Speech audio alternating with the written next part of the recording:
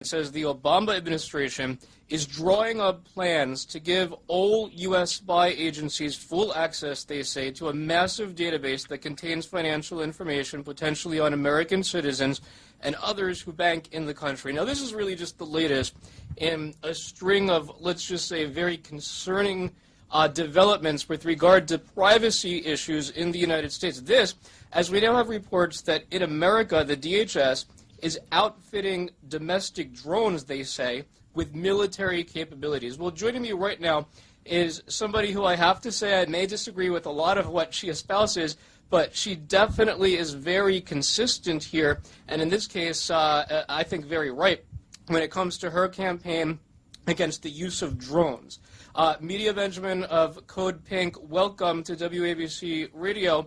Are you concerned? I know that you went to Pakistan to protest about the drones. You wrote a whole book on it. Are you concerned that these drones can now be used against American citizens on U.S. soil?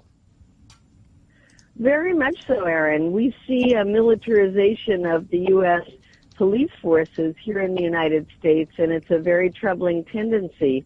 And I think with the drones, there's then a technical capability of turning us into really a surveillance society where everybody's moves are being watched. You know, these drones have the ability to stay overhead. They're developing the ability to refuel them in the air. They could potentially be up in the air nonstop and be watching our every move. And I don't think that's what the American people, whether you're on the left or the right, want our society to be.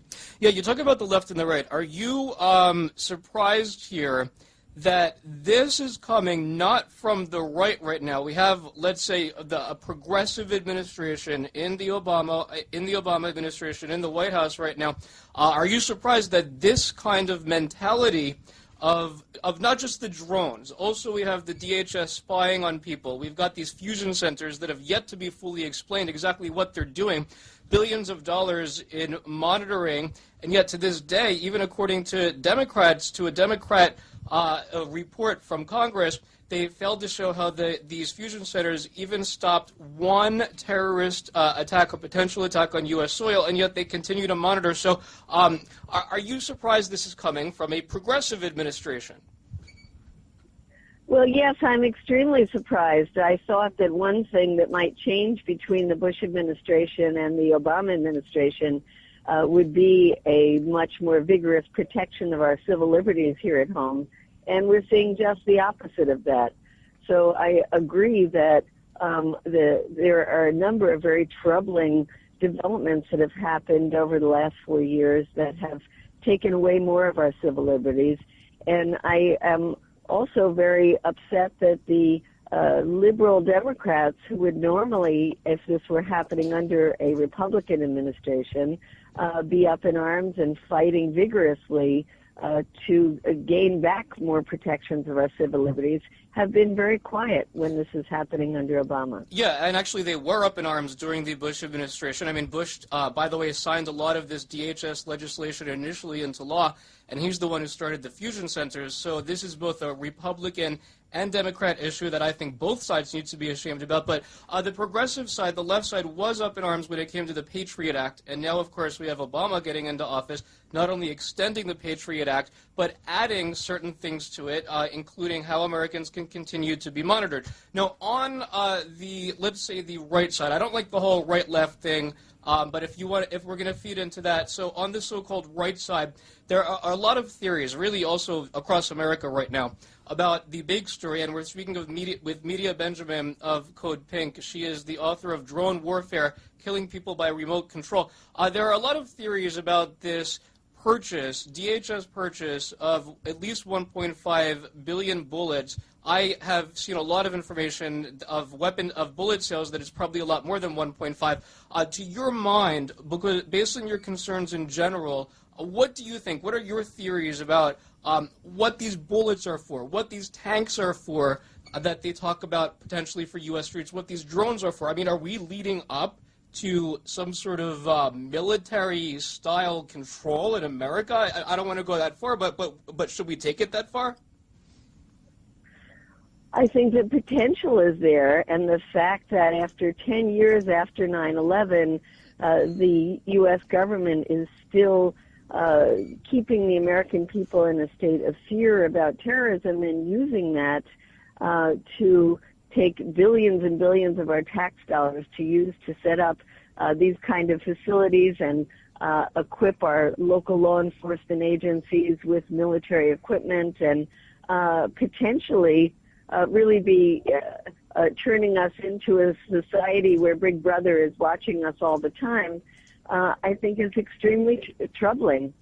So I'm glad that there is a coming together of people on different sides of the political spectrum, and this drones issue is just one of the issues.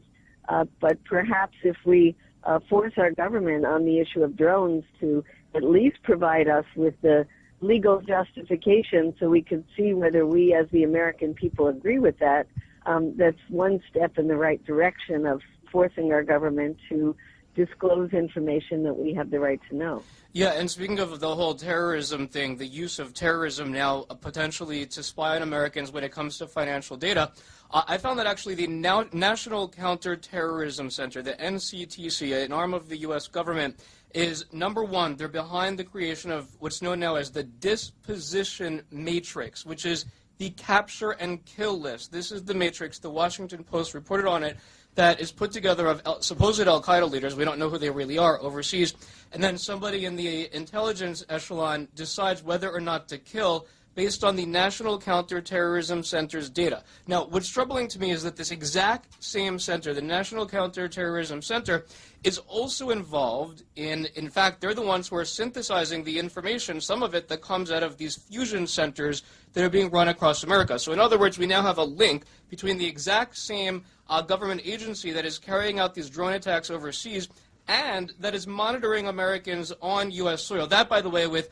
some private companies that scandalously are also synthesizing this data from the fusion centers, meaning there are privacy laws that are being called into question here. So I've got to press you on this one more time, because I am shaming the Republicans here. There's no question asked that the Republicans need to be ashamed of themselves for not leading more of a campaign against these drone attacks, against the whole DHS issue.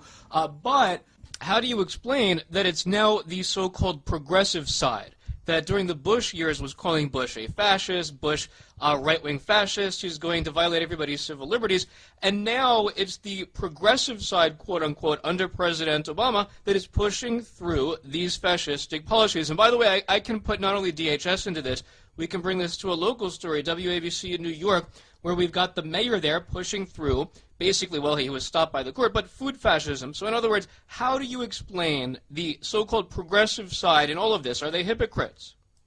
I think the explanation is partisan politics, and unfortunately that's a lot of what drives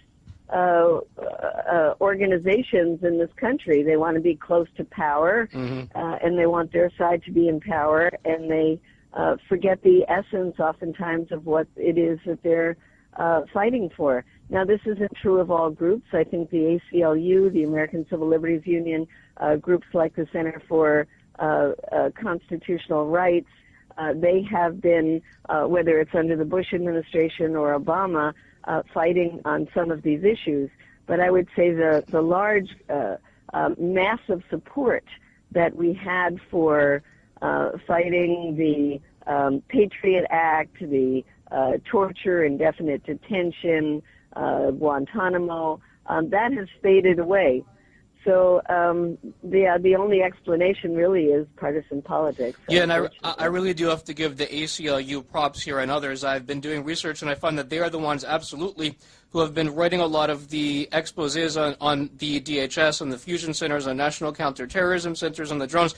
And we obviously have to give you props. Media Benjamin of Code Pink. Check out our website, codepink.org. Again, the author of a book called Drone Warfare. Thank you, Media, for being here. I'm going to be next, actually, telling you why I live in Tel Aviv, Israel. That's